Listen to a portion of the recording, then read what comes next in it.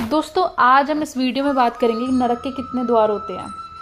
तो भगवान भगवत गीता में बताते हैं कि नरक के 3 द्वार होते हैं, काम, क्रोध और लोभ। तो चैप्टर नंबर 2 श्लोक नंबर 62 में भगवान क्या बोलते हैं अर्जुन को, ध्यायतो विषयानुपुंसः संगतेषु उपजायते संगात संगायते कामात क्रोध अभिजायते। इसका क्या मतलब है?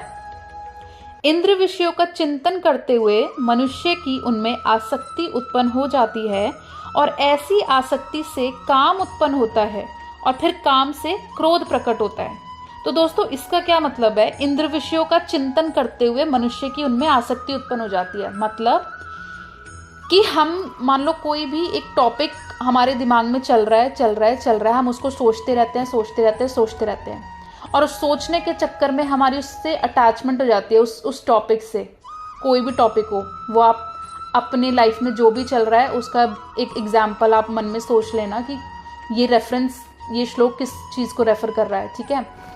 तो हमारे दिमाग में कोई भी टॉपिक चलता रहता है, उस विषय में हम सोचते रहते हैं और उस सोचने से फिर उससे अटैचमेंट उत्पन्न हो जाती है हमारी। फिर उस आसक्ति से हमारे अंदर डिज़ायर यानी काम यानी इच्छा उत्पन्न होती है वो चीज़ करने की, और फिर उस काम से अगर वो पूरा नहीं होता है तो क्रोध प्रकट होता है, मतलब गुस्सा आता है। मान लो हमने जो चीज़ सोची, जिसके बारे में हम इतने टाइम से सोच रहे थे, वो चीज़ नहीं हो पाई तो हमें गुस्सा आता है, क्रोध आता है, और क्रोध तो हमारे लिए अच्छा है ही नहीं। उसके बाद श्लोक नंबर 63 में भगवान बोलते हैं, क्रोधात भवति सम्मोह सम्मोहात स्मृति विभ्रम स्मृति भ्रशांत बुद्धि नाशात प्रणश्यन्ति। फिर क्रोध से पूर्ण मोह उत्पन्न होता है और मोह से स्मरण शक्ति का विभ्रम हो जाता है। जब स्मरण शक्ति भ्रमित हो जाती है तो बुद्धि नष्ट हो जाती है और बुद्धि नष्ट होने पर मनुष्य भवकूप में पुनः गिर जाता है। अब इसका क्या मतलब है? तो भगवान पहले तो बोलते हैं कि कोई भी विषय हम सोचते हैं, उस विषय को सोचने से हमारे अंदर एक इच्छा उत्पन्न होती है। उस इच्छा जब वो पूरी नहीं होती तो क्रोध प्रकट होता है, और उस क्रोध जब आता है, गुस्सा जब आता है, फिर से हमारे अंदर मोह उत्पन्न हो जाता है, उस काम को करना है, चाहे वो काम सही है चाहे गलत है। फिर हमारी बुद्धि जो है वो डिफ्रेंशिएट नहीं कर पाती कि ये सही है या गलत, तो हमारी जो बुद्धि है उसका विभ्रम हो जाता है और हमारी स्मरण शक्ति भ्रष्ट हो जाती है और हम फिर से भवकूप में गिर जाते हैं। तो भगवान श्लोक नंबर 62 और 63 में यही बता रहे हैं कि नरक के 3 द्वार कौन से हैं, काम, क्रोध और लोभ। देखिए दोस्तों कि काम मतलब इच्छा करना गलत नहीं है, क्रोध करना गलत नहीं है, लोभ करना गलत नहीं है। गलत कब है? जब वो अपनी लिमिट क्रॉस कर दे। हर चीज़ की एक सीमा होती है, ठीक है।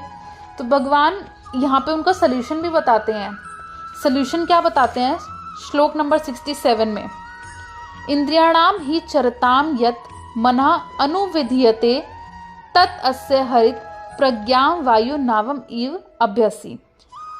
भगवान बोलते हैं कि जिस प्रकार पानी में तैरती नाव को प्रचंड वायु दूर बहा ले जाती है, उसी प्रकार विचरणशील इंद्रियों में से कोई एक जिस पर मन निरंतर लगा रहता है मनुष्य की बुद्धि को हर लेती है। तो भगवान इधर क्या बोलना चाहते हैं कि जैसे एक पानी में अगर एक नाव तैर रही है और एक बहुत तेज हवा चलती है तो वो नाव जो है वायु के साथ बहने लगती है। तो भगवान बोल रहे हैं कि हमारी जो विचरणशील इंद्रियां हैं, जैसे आँख, नाक, कान, हाथ, पैर, ज्ञानेंद्रिय और कर्मेंद्रिय जिनको बोलते हैं, उनमें से अगर एक इंद्री भी इधर उधर लगी हुई है ना, इधर उधर कहने का मतलब गलत चीज़ों में लगी हुई है ना, तो वो मनुष्य की बुद्धि को हर लेती है। इसलिए हे महाबाहो, अगले श्लोक में भगवान बोलते हैं, जिस पुरुष की इंद्रियां अपने अपने विषयों से सब प्रकार से विरत होकर उसके वश में है, उसी की बुद्धि निस्संदेह स्थिर है।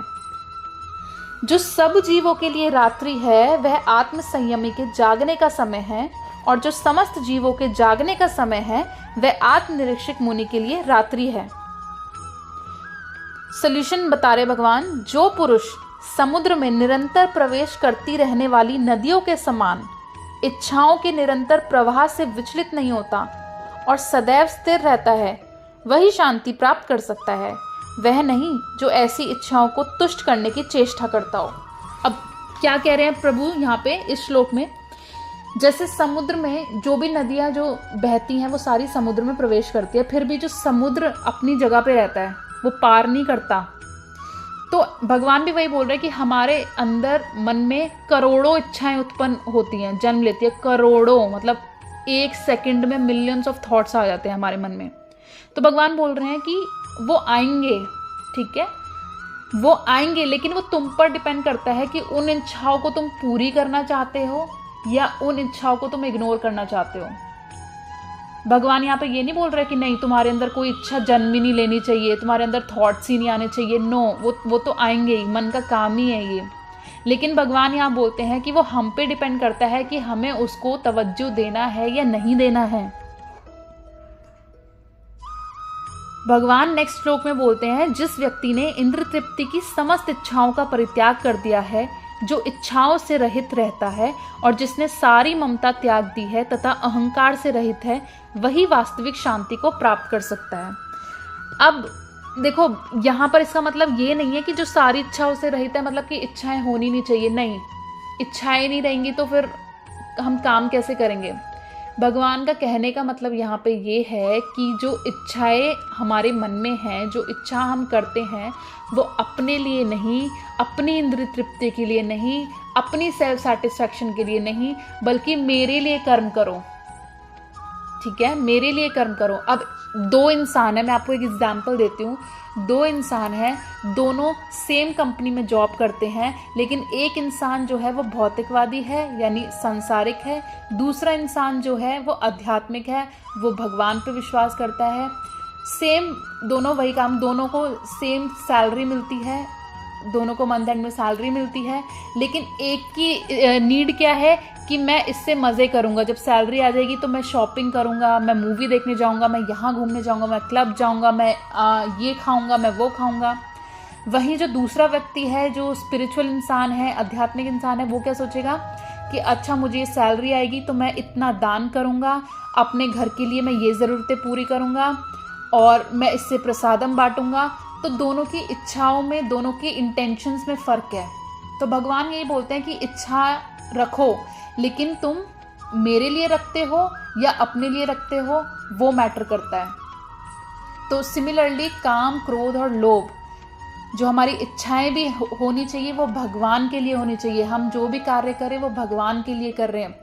क्रोध, अगर हम क्रोध कर भी रहे हैं तो वो भगवान के लिए करें। भगवान के लिए मतलब कि किसी ने, अगर जैसे हनुमान जी ने लंका जलाई थी, वो श्री राम जी के लिए जलाई थी। अब मैं ये नहीं प्रमोट नहीं कर रही हूँ यहाँ पे कि हाँ आपको भी कुछ ऐसा ही काम करना है, बट मैं बता रही हूँ कि जो क्रोध भी है वो भी सही जगह पे करना चाहिए।